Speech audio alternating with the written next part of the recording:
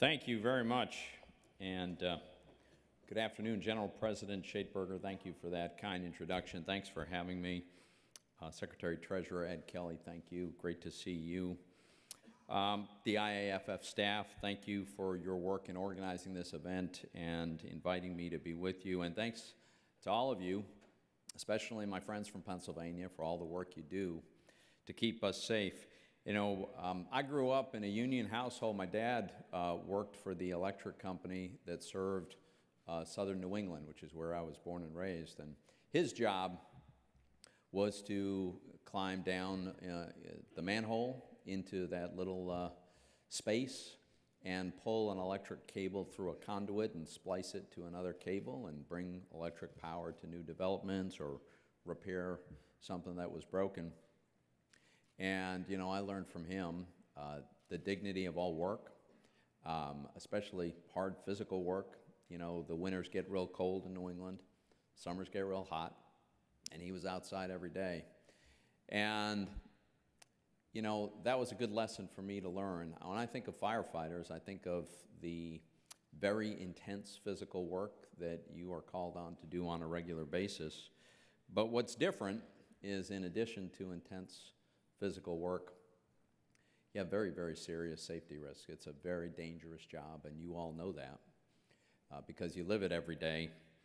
We, those of us who are fortunate enough to be protected by your services, can lose sight of that sometimes, but we get reminded occasionally.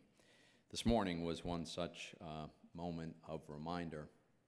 Sadly, we in Pennsylvania lost one of our own, a volunteer firefighter in his case, who was responding in Cumberland County to a fire, and Jerome Geis died this morning in the line of duty. I'd just like to ask that we have a brief moment of silence to recognize his passing.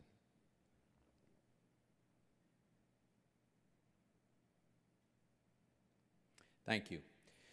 I'm now in my 10th year in the United States. It's hard for me to believe that, hard to believe those words are coming out of my mouth. 10 years seems like a long time. It probably seems even longer for Chuck McQuilkin. Chuck and I have become friends. I'm grateful for his input. He is, of course, the Vice President of Local 22, which is the Philadelphia chapter. And for those of you who don't know, by the way, Chuck was telling me he just finished up a stint at Harvard. Congratulations, Chuck. That's a big accomplishment.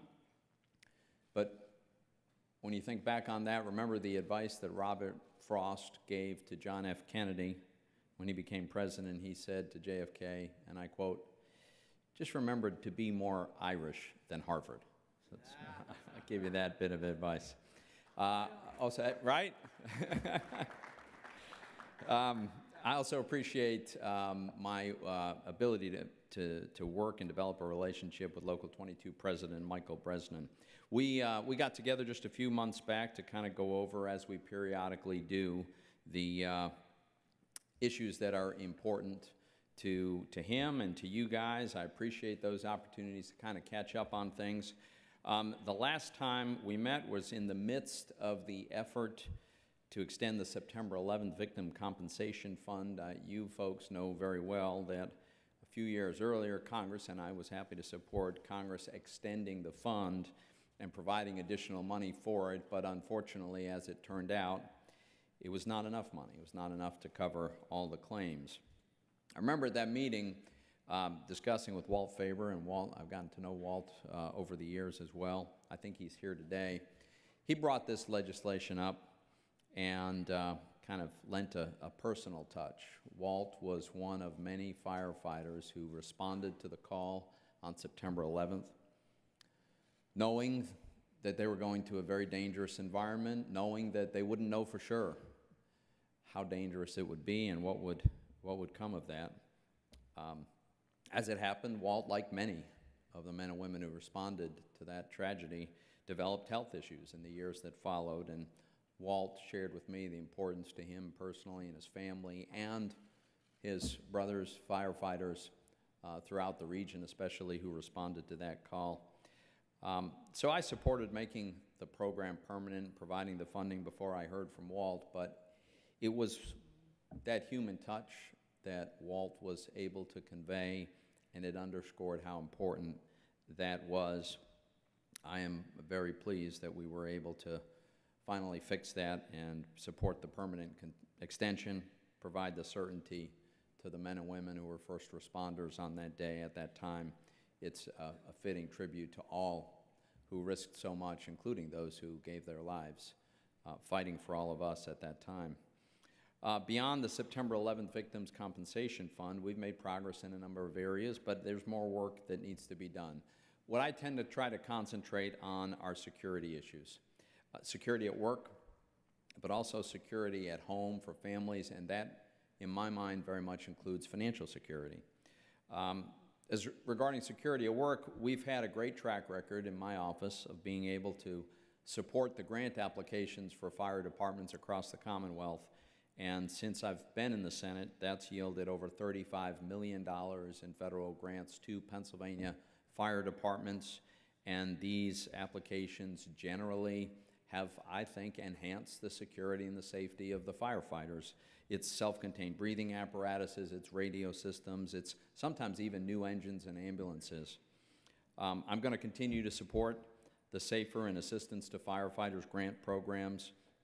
And to the Pennsylvania firefighters in the room, by the way, please don't ever hesitate to reach out to my office if you are questioning whether or not you ought to apply or looking for help in making that application. We will be there to help you do that. As I mentioned, though, I think security also extends to security for your families and especially financial security. The fact is, every time you respond to a call, you're putting your life on the line.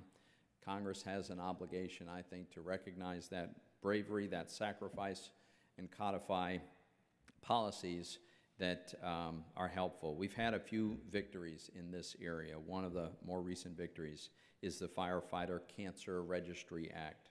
This was signed into law just last year, well, 2018 actually, and I was proud to support this. As you all know very well, the Center for Disease Control has confirmed the objective data is clear.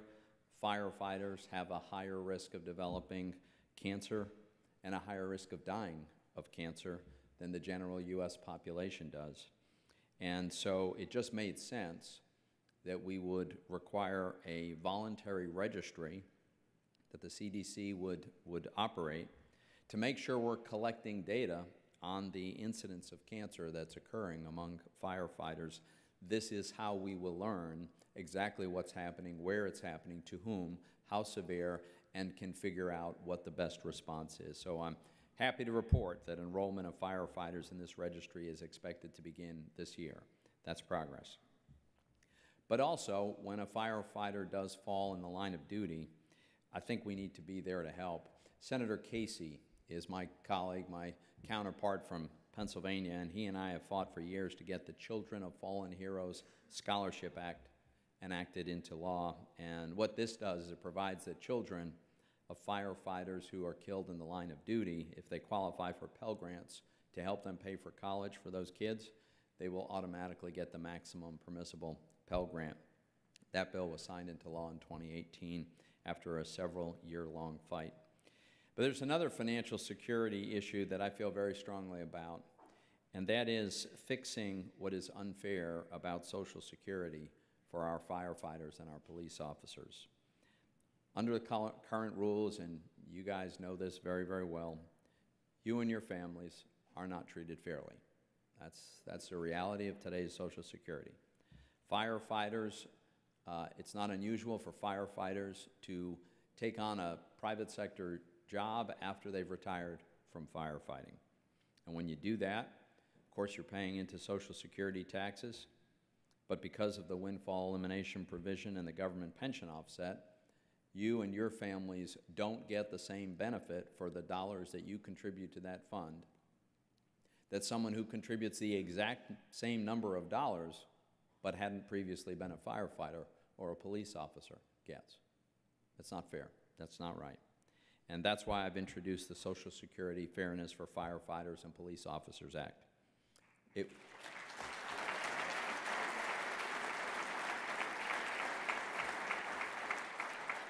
This exempts you and police officers from these really unfair rules, this unfair structure It solves the problem for firefighters, especially because these rules do have a disproportionate impact on you and your families.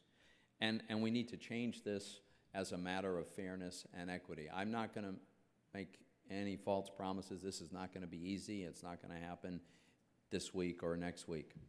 But somebody needs to plant this flag and be willing to fight for this. I have done that. I will continue to do that. I'll wrap this up. I think I may be the last speaker standing before you in lunch, and that's never a good place to be. But I just want to say how much I appreciate the working relationship that I've been able to develop over the years, especially with the Philly guys, but with Pennsylvania guys generally and the IAFF. I appreciate what I've learned. I appreciate the chance to work with you. I appreciate the constructive things we've been able to do together. There's a lot more that we can do together, and I look forward to working with all of you to get that done. Thank you very much for having me here today.